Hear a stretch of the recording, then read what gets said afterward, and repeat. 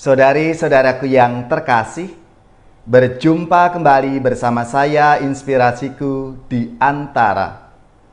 Renungan Harian Jumat 23 Agustus, Pekan Biasa ke-20. Semoga kita bersama keluarga, komunitas kita selalu dalam keadaan sehat, baik, dan tetap bersemangat. Marilah kita mengawali renungan kita hari ini dengan tanda kemenangan Kristus. Dalam nama Bapa dan Putra dan Roh Kudus. Amin. Allah Bapa sumber kehidupan, Engkau menghendaki kami selalu memperbarui diri dengan daya Roh-Mu. Kami mohon, semoga api cinta kasih ilahi Kau nyalakan di dalam hati kami, untuk semakin mencintai kehidupan segala makhluk. Dengan pengantaraan Yesus Kristus Putra-Mu Tuhan kami, yang bersama dengan Dikau dalam persatuan Roh Kudus, hidup dan berkuasa Allah sepanjang segala masa. Amin. Dalam nama Bapa dan Putra dan Roh Kudus. Amin. Inspirasi kita hari ini dari Injil Suci menurut Matius, bab 22 ayat 34 sampai 40. Mari kita siapkan kitab suci kita masing-masing. Kita akan membaca bersama-sama dan merenungkannya. Ketika orang-orang Farisi mendengar bahwa Yesus telah membungkam orang-orang Saduki, berkumpullah mereka. Seorang ahli Taurat bertanya kepada Yesus hendak mencobai Dia. Guru, hukum manakah yang terbesar dalam hukum Taurat? Yesus menjawab, kasihilah Tuhan Allahmu dengan segenap hatimu, dengan segenap jiwamu, dan dengan segenap akal budimu. Itulah hukum yang utama dan yang pertama. Dan hukum yang kedua yang sama dengan itu ialah, kasihilah sesamamu manusia seperti dirimu sendiri. Pada kedua hukum inilah tergantung seluruh hukum Taurat dan kitab para nabi. Demikianlah sabda Tuhan, terpujilah Kristus.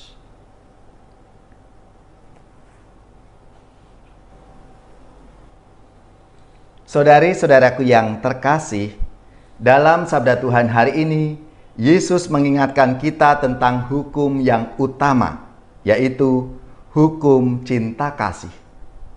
Kita diajak untuk mengasihi Allah dan sesama kita secara tulus, seperti kita mencintai diri kita sendiri. Meskipun soal hukum ini kita sudah berulang kali mendengarnya, tetapi untuk melaksanakannya bukanlah perkara yang mudah. Lebih-lebih untuk mengasihi sesama yang pernah mengecewakan hidup kita. Ini tidak gampang. Pasti ada perasaan ingin membalas, ada perasaan benci, dendam, dan lain sebagainya. Kita lebih senang mengasihi orang yang mengasihi kita juga, yang tidak bertentangan dengan kita, dan orang-orang yang selama ini memberi banyak hal kepada kita. Saudari-saudaraku yang terkasih, hari ini kita semua diajak untuk meneladan Tuhan kita Yesus Kristus,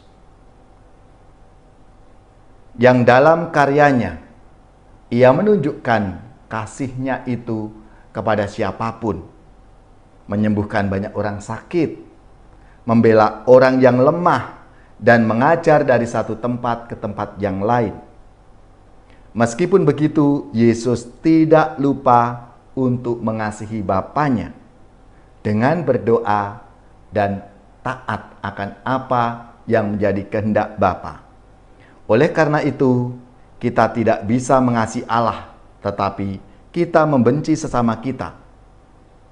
Atau mengasihi Allah dan sesama kita, tetapi tidak pernah kita berdoa bersatu dengan Tuhan kita itu. Hidup yang berimbang dalam mengasihi Allah dan sesama akan membuat hidup kita ini penuh dengan berkat.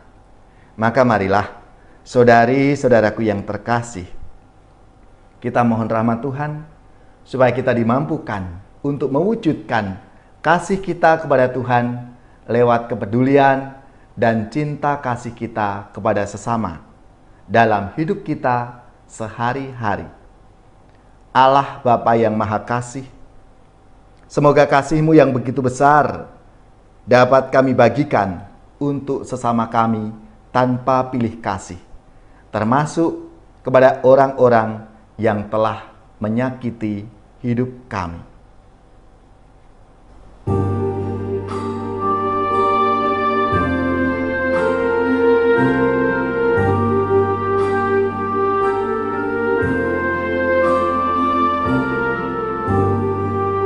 Andaikan aku pahami bahasa semuanya,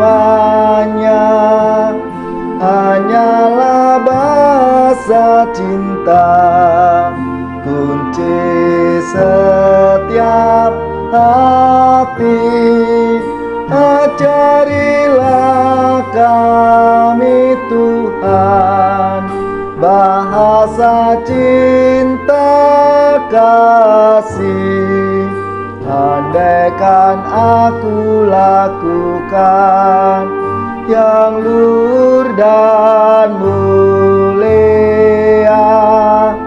jika tanpa cinta kasih hampa dan tak berguna. Ajarilah kami Tuhan bahasa cinta kasih. Andaikan aku dermakan segala harta milik, hanya cintaku yang mampu membahagiakan orang.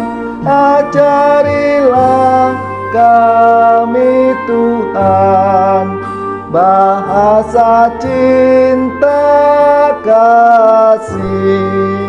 Cinta itu lemah lembut, sabar dan murah hati, tidak cari keuntungan, tidak megahkan diri.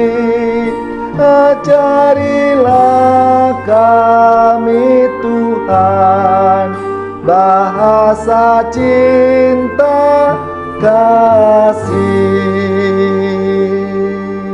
Saudari-saudaraku yang terkasih, marilah kita mengakhiri renungan kita hari ini dengan mohon berkat Tuhan, dan kita akan menerima tugas perutusan. Marilah kita siapkan hati kita. Semoga saudari-saudara sekalian, keluarga, komunitas kita, orang-orang yang kita doakan, mereka yang sakit, yang menderita, seluruh tugas, belajar, pekerjaan, usaha, serta karya pelayanan kita dibimbing, dilindungi dan diberkati oleh Allah yang Maha Kuasa, Bapa dan Putra dan Roh Kudus. Amin.